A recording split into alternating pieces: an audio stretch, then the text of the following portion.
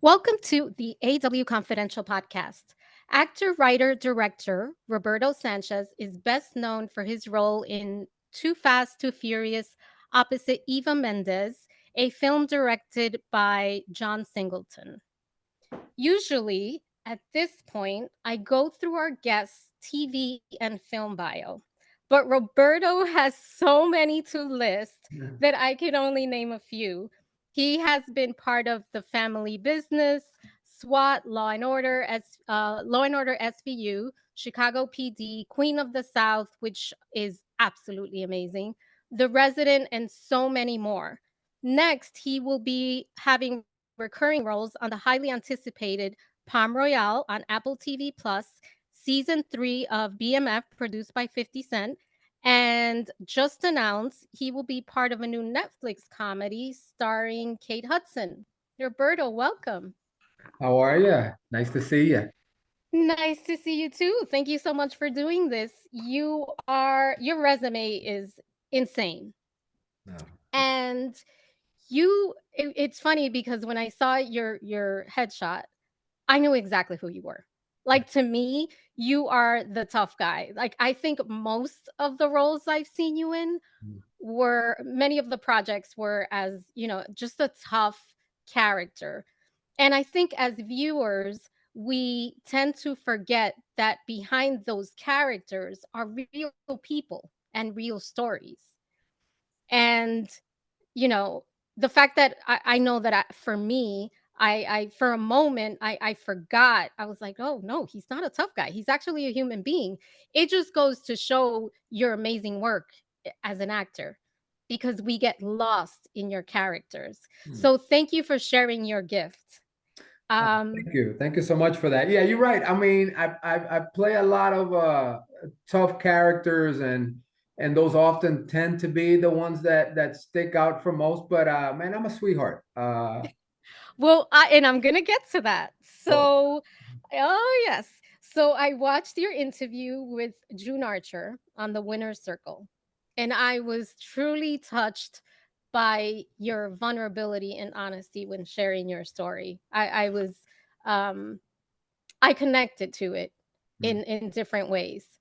And I, listened to you tell the story about how you and your brother and your mom defected from Cuba, and you were about 3, I believe. that's Is that correct. Yeah, right? yeah. And your dad was forced to stay due to circumstances and regime that we don't need to get into, but you didn't see him for 17 years, which created sort of an estrangement, a detachment, Mm. which is how you described it. Now, I have to ask, I know that must have been incredibly difficult growing up, because you were a baby. Did you ever find yourself tapping into those emotions for any of your roles? Oh, I mean, absolutely. I think that sometimes when you find actors that have had a level of success in this industry, and then especially for dramatic type roles, uh, they're the ones that are able to tap into parts of their lives. I mean, I think we can all at some point pick out something that you can actually connect to a character. Even sometimes when I do play a tough guy, or even a bad guy, what have you, I always try to find the humanity in him. I want somebody to say, "Oh man, that dude, man, oh, I'd be scared to come up to that dude, but there's something about him that I could He see us has a actually being story. friends." You know what I mean? Just try to do something other than the stereotypical, roles, and of course, you tap into your past experiences for that. Mm. Now, you are now older, you're wiser. So when that's what we all hope to be. So when you look back at what you've lived, how do you think your experiences impacted your relationships and how you move in the world? Because you have an impactful story. Well, obviously as we get older, we get wiser. Um, especially in my journey over the last several years, I've had to come to terms with my behavior, especially concerning, my mother. Not recently, about several years ago, I did a film called The Terms of Us, which was about the search for my mother, who I had not seen in 11 years. So I wanted to do that story because I wanted people that were perhaps in my situation to maybe reevaluate relationships in your lives, people that you've pushed away for whatever reason, and see if there's a way that you can save that. You can't save all of them, but at least have the conversation and then feel good about whether you can or can't and feel like, you know what, I tried. And unfortunately, with my mom, I didn't have that. So there's a level of guilt associated with that I've had to deal with over the last few years. And a lot of people felt that doing that film was going to be very cathartic for me, in that I would be able to desahogar, release, Let it go, let release. it go. And unfortunately, it had the opposite effect in that I couldn't even get through a Q&A after the films without crying. And it just really made it worse because now for 2 years, while it's doing the festival circuit, while it was in post-production, I'm reliving those moments. And where for some people that can be helpful, for me it just really, set me on a downward spiral, situation that, it's been difficult to navigate through. But I'm very happy for that film. And sure enough, after that film, during Q&As, people would come up to me and say, hey, thank you for that. Tomorrow, I'm going to call my brother. Tomorrow, I'm going to call my mom, whatever the case may be. So I feel that all of that was worth it, you know? Well, thank you. Thank you so much for sharing that. I lost my mom in 2023. Um, Sorry to hear that. Thank you. And I know exactly what you're talking about. Um, and I don't know. People say it takes time, but I have those moments, there's certain things like certain sayings that she used to say, certain, you know, stories, and it takes me right back. And I have the I shoulda, coulda, woulda, but I have to learn to live with it, right? You do, yeah, you do. What's interesting is it was a running joke for a while, and I think I was even part of that joke because I didn't understand what it was coming from. But to give you an example, when I would do a red carpet event, my publicist would always joke that keep an eye on Roberto because while he's on the carpet, he's already looking for the exit. And as soon as he walks off the carpet, he is heading out the door. So, sometimes, she would introduce me and then she would run around and wait for me at the end of the carpet to make sure that I didn't sneak off.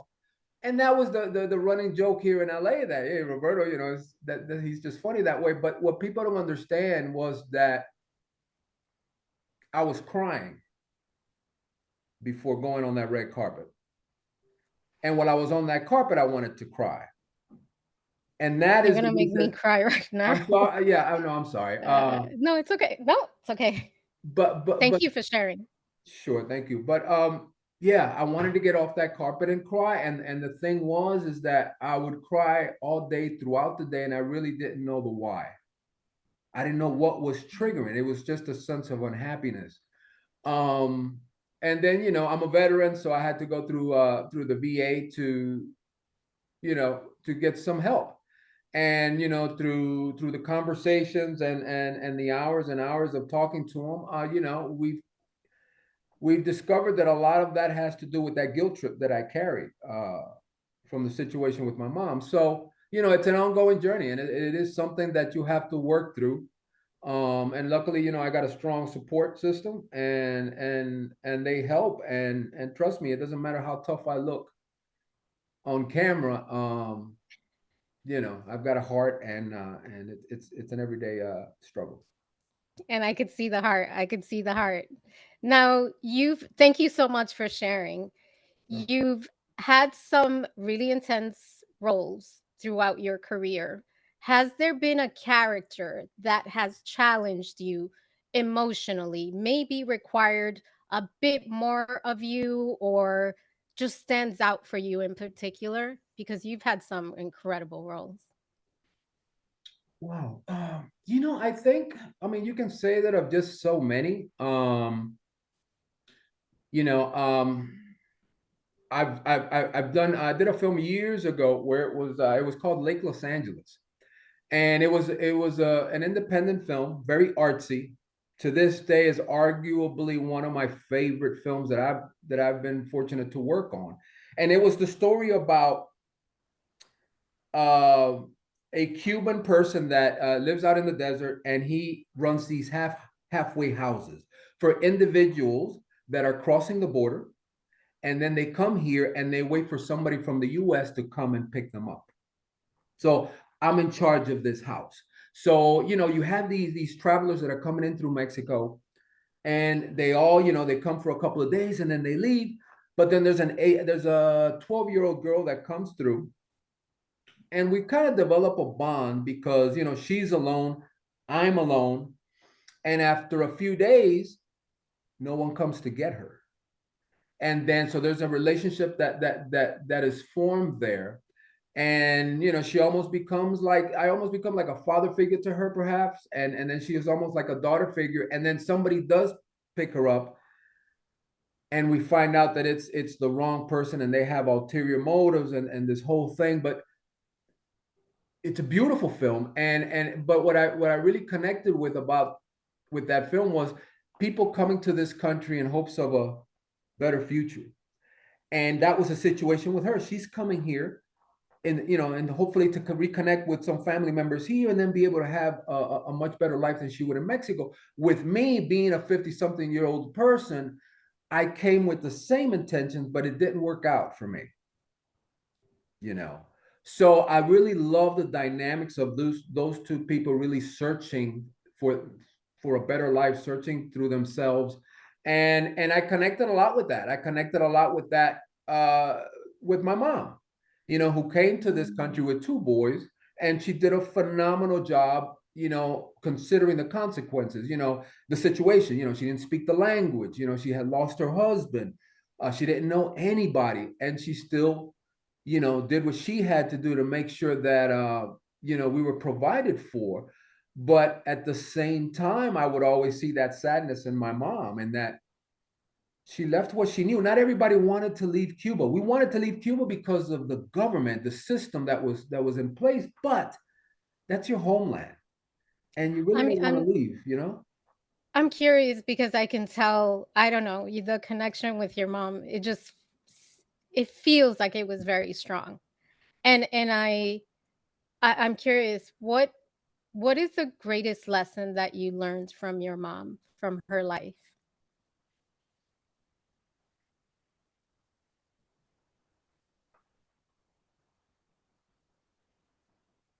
If you have something to say to someone, say it. Don't hold it in. Tomorrow is never promised. So make sure that if you love someone, you tell them, and you tell them every day and several times a day. Um, yeah, because again, in my situation, when I finally wanted to reconnect with my mom after so many years and just have a conversation about why did these things happen, and then to put that off for so many years, because of my anger and my own issues, and my stubborn, Orgullo, your pride, my yeah. pride, all these things. And then finally, when I say, you know what, I'm going to have that conversation, and then to try to find her, and go through 2 weeks of a police captain in Miami assisting me in locating her in Miami, which I didn't know where she was. I just knew that the last time I heard from her in 11 years was in Miami. And then when we finally find her, to then find out that she passed away 6 months earlier, that that rocked my world. So that just made me realize that you have to say what you feel, whether it's good or bad. Just don't let things go because you're not promised tomorrow. So that's, I think, the biggest lesson I learned. Mm, thank you. Now, we've touched on love, on support, on family, and I read in People magazine that you just got married. Uh, Congratulations. I did too. Some people will say, finally. No, congratulations. I think we all have, some people don't want to get married. And with the time comes when the time comes. Sure. So congratulations. Thank you. Thank you. And there was a quote in that article, I'm a romantic, Mm. that really touched me. You said, I have truly found my life partner. She truly makes me want to be the best version of myself. So my question for you is, as many of us look to become the best version of ourselves, myself included, what does the best version of Roberto Sanchez look like?